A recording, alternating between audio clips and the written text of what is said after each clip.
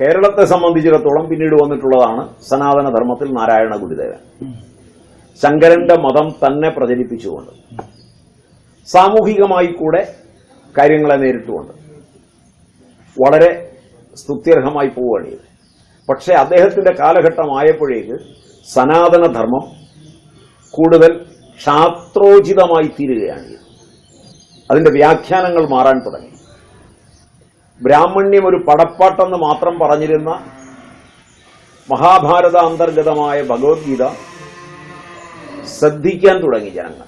പക്ഷെ ശ്രദ്ധിക്കപ്പെട്ടു തുടങ്ങിയ ഭഗവത്ഗീതയെ വ്യാഖ്യാനിക്കുവാൻ ജനങ്ങളുടെ ഇടയിൽ അത് പ്രചരിക്കുന്ന രീതി അർജുനനെ യുദ്ധം ചെയ്യിപ്പിക്കുവാനുള്ള ക്ഷാത്രവീര്യത്തിലേക്ക് കൊണ്ടുപോകുന്നുവെന്ന് മനസ്സിലാക്കിയ നാരായണ ഗുരു ആ പുസ്തകത്തെ മാത്രം വ്യാഖ്യാനിക്കുവാൻ എടുത്തില്ല എന്നുള്ളതും വസ്തുതയാണ്. നാരായണ ഗുരു ചെയ്തത് ഭഗവത്ഗീതയെ ഏറ്റവും ചുരുങ്ങിയ വാക്കുകളിൽ വ്യാഖ്യാനിക്കുകയാണ്. അദ്ദേഹത്തിന്റെ അനുകമ്പാ ദശകത്തിൽ പരമാർത്ഥമുരച്ച് തേർവിടും പൊരുളോ എന്ന് ചോദിച്ച് ഏറ്റവും ചുരുക്കം വാക്കിൽ കൃഷ്ണനെ അവതരിപ്പിച്ചു വിടുക. തത്വചിന്തയുടെ അങ്ങേയറ്റമായ സനാതന മൂല്യത്തിന്റെ അങ്ങേത്തലയായിരിക്കുന്ന പരമാർത്ഥത്തെ മഹാഭാരത യുദ്ധക്കളത്തിലായിരുന്നിട്ട് പോലും കാലദേശങ്ങൾക്കതീതമായി ഉപദേശിക്കുവാൻ പറ്റിയ ലൗകിക ഗുരുവായി കൃഷ്ണൻ മാറുന്നു എന്നുള്ള സന്ദേശം ഉൾക്കൊള്ളുവാൻ നാരായണ ഗുരുദേവന് കഴിയുകയും അദ്ദേഹം അത് ഏറ്റവും ചുരുങ്ങിയ വാക്കുകളിൽ ഉപദേശിക്കുകയും ചെയ്ത് പിന്മാറുകയാണ്. ഗീതയെ കമ്പോട് കമ്പെടുത്ത് വെച്ച് വ്യാഖ്യാനിക്കാൻ പോവുകയല്ലേ. കാരണം അതിനെ മറ്റൊരു ദിശയിൽ വ്യാഖ്യാനിക്കുന്ന ആളുകളുടെ ഇടയിലേക്ക് തെറ്റായ ഒരു സന്ദേശം കൊടുത്ത് ഒരു കൺഫ്യൂഷൻ ഉണ്ടാക്കണ്ട എന്ന് തീരുമാനിച്ചുകൊണ്ടും, എന്നാൽ എപ്പോഴെങ്കിലും തന്നെ പഠിക്കുവാൻ ആഗ്രഹിക്കുന്ന ഒരു ആളുണ്ടെങ്കിൽ ബൗദ്ധികമായി തന്റെ പഠനങ്ങളോട് ഉയർന്ന ഒരു വ്യക്തി എപ്പോഴെങ്കിലും ജനിക്കുമെങ്കിൽ അയാൾ കാണട്ടെ എന്നുള്ളതുകൊണ്ട് വളരെ വ്യക്തമായ അനുകമ്പാ ദശകത്തിൽ അദ്ദേഹം എഴുതുകയാണ്. ഇത് ഏറ്റവും ശ്രദ്ധേയമാണ്. ബാക്കി എല്ലാ വ്യാഖ്യാനങ്ങളും എടുത്താൽ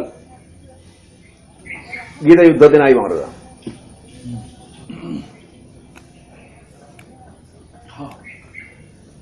കാരണം സ്വധർമ്മത്തെ യുദ്ധമായി, ക്ഷത്രിയന്റെ സ്വധർമ്മം യുദ്ധമാണ് എന്നുള്ള ഒരു നീക്കത്തിലേക്ക് നീങ്ങുകയാണ്. എന്ന വ്യാഖ്യാനം വരുമ്പോൾ ഭഗവത്ഗീതയെ വ്യാഖ്യാനിക്കേണ്ട രണ്ട് മൗലിക വ്യാഖ്യാനങ്ങളുണ്ട്.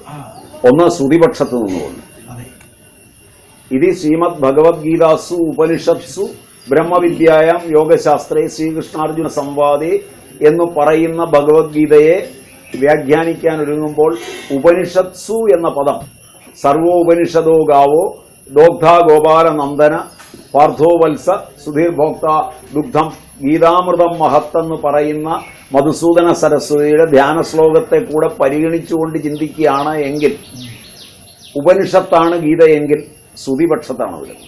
എപ്രയോറി ശ്രുതിപക്ഷത്ത് വരുന്ന ഒന്ന് മാഹിംസ്യത് സർവഭൂതാനി എന്ന വേദനിയമത്തെ നിർദ്ദയം സ്വീകരിക്കേണ്ട. അങ്ങനെ വരുമ്പോൾ ശ്രുതിപക്ഷത്ത് നിന്നുകൊണ്ട്, വ്യാസപക്ഷത്ത് നിന്നുകൊണ്ട്, മധുസൂദന സരസ്വതിയുടെ പക്ഷത്ത് നിന്നുകൊണ്ട് ഗീതയ്ക്കൊരു വ്യാഖ്യാനം ഒരാൾ എഴുതുന്നു എങ്കിൽ ഗീതയിൽ യുദ്ധമില്ല,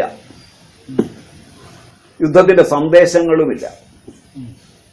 തസ്മാദുത്തിഷ്ഠ കൗന്ദേയ യുദ്ധായ കൃതനിശ്ചയ മുതലായവയെ ശരിയായ അർത്ഥത്തിൽ തിരിച്ചു വ്യാഖ്യാനിക്കേണ്ടി വരും.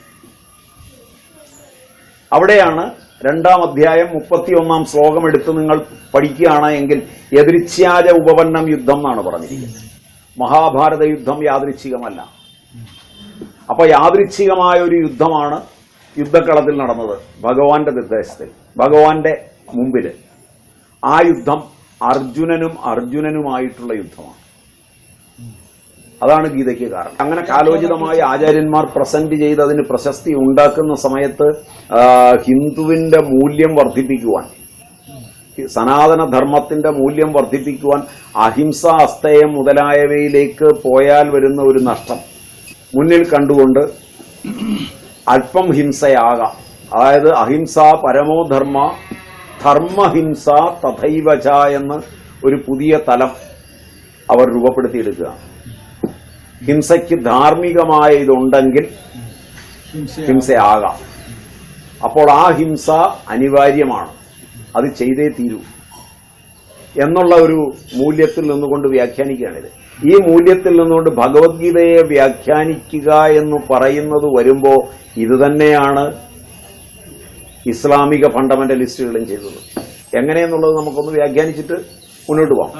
അവർ പറയുന്നതും കാരണം എന്താണെന്ന് വെച്ചാൽ, നിങ്ങൾ നിസ്കരിച്ചും നിങ്ങൾ ജീവിതം കളഞ്ഞും വയസ്സായി ഏന്തിയും വലിഞ്ഞും വലിച്ചു ജീവിച്ച് മരിച്ച് കബറിൽ കിടന്ന് കാത്തിരുന്ന് മലാക്കുകൾ പോയി കഴിഞ്ഞ് അവസാനം നിങ്ങൾക്ക് മോക്ഷത്തിലേക്ക് പോകാം. അതിനാണ് ഈ വിധിയും നിയമവും എല്ലാം ഉള്ളത്. എന്തിന് നിങ്ങൾ ഇതിന് കാത്തിരിക്കണം? നിങ്ങൾ ഷഹദാകുക, അതായത് പടച്ചോന്റെ പടയാളിയാകുക. നിങ്ങൾ പോയി എല്ലാ കാഫറിന്റെയും തലയെരിയുക.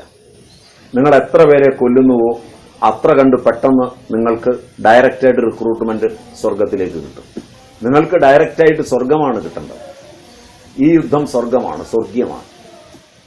2-ാം അധ്യായത്തിലെ ശ്ലോകം ഉദ്ധരിച്ചുകൊണ്ട് ഈ യുദ്ധം സ്വർഗീയമാണ്, നീ യുദ്ധം ചെയ്യുക. ആ യുദ്ധം ചെയ്യുക എന്നുള്ള അർജുനനോട് പറഞ്ഞ സ്വധർമ്മത്തെ നീ ഇന്ന് ചെയ്യുന്ന നിന്റേതായിരിക്കുന്ന വാസനയ്ക്കനുസരിച്ചുള്ളത് സ്വധർമ്മമാണെന്നായിരിക്കാം ഭാരതീയ ആചാര്യന്മാർ പഠിപ്പിക്കുന്നത്. അതിലെനിക്ക് എതിരഭിപ്രായമില്ല. പക്ഷേ അതിന്റെ ശബ്ദം കേൾക്കുന്നത് ഇന്ത്യയിലെ മുഴുവൻ ഹിന്ദുവിനെയും ക്ഷാത്രവീര്യത്തിലേക്ക് കൊണ്ടുവന്നുകൊണ്ടാണ് അതിന്റെ ശബ്ദം വരുന്നത്. അവിടെയാണ് രണ്ടും തമ്മിൽ താരതമ്യം ചെയ്യേണ്ടത്. നേരെ മറിച്ച് ആ പഠിപ്പിക്കുമ്പോൾ ഇത് ക്ഷത്രിയനായ അർജുനനോട് പറഞ്ഞതാണ്, നിങ്ങൾ ക്ഷത്രിയരല്ല, നിങ്ങൾ നിങ്ങളുടെ സ്വധർമ്മമാണ് നടത്തേണ്ടത് എന്ന് പറഞ്ഞാൽ, നീ കേൾക്കുന്ന നീ ബ്രാഹ്മണനാണ്, നീ ബ്രാഹ്മണ്യത്തിന്റെ സ്വധർമ്മമാണ് ചെയ്യേണ്ടത്. നീ വൈശ്യനാണ്, വൈശ്യത്തിന്റെ സ്വധർമ്മമാണ് ചെയ്യേണ്ടത്. നീ ശൂദ്രനാണ്, ശൂദ്രന്റെ സ്വധർമ്മമാണ് ചെയ്യേണ്ടത് എന്നല്ല പറയുന്നത്. എല്ലാ ശൂദ്രനെയും കൂടെ ക്ഷാത്രവീര്യത്തിലേക്ക് ഉയർത്തിക്കൊണ്ട് ഇന്നലെ വരെ ഏതെല്ലാം മത്സര രംഗത്താണോ ശൂദ്രൻ നിന്നത് ആ മാത്സര്യങ്ങളോടുകൂടി, അത് ആ മതമാത്സര്യാദികളോടുകൂടി പൂർണ്ണമായും ക്ഷാത്രവീര്യത്തിലേക്ക് വന്ന് ഹിംസാത്മകമായി തീരുക, എല്ലാ ബ്രാഹ്മണനും അതിലേക്ക് വരിക എന്ന് പറഞ്ഞാൽ ഭാരതീയ ഹിന്ദു ജനത മുഴുവൻ പൂർണ്ണമായി അങ്ങോട്ട് വരിക എന്ന ഉദ്ദേശം പഠിപ്പിക്കുന്ന ആചാര്യനുണ്ടോ ഇല്ലയോ എന്നറിയില്ല.